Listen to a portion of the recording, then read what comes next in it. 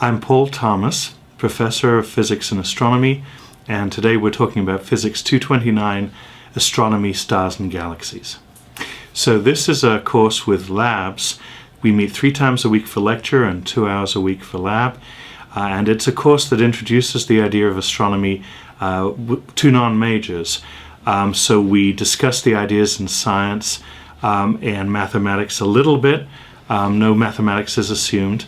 And we then adapt and apply those ideas to the study of stars and galaxies and the universe as a whole.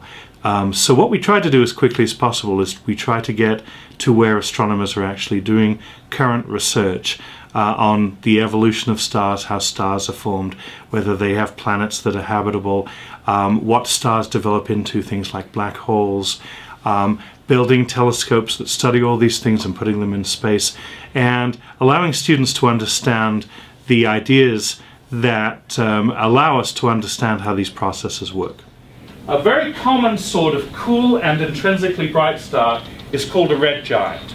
And this would be the example of a star that would be as big as the Earth's orbit and say be an M-class star with a surface temperature of about 3,500 kelvins or so.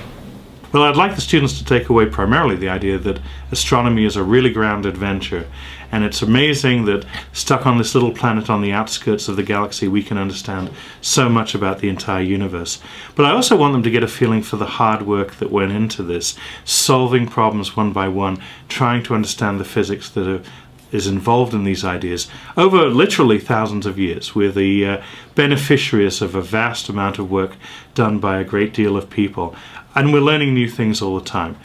So I hope they'd get a feeling for the value of that, but also a feeling that there's a lot out there still left to be discovered.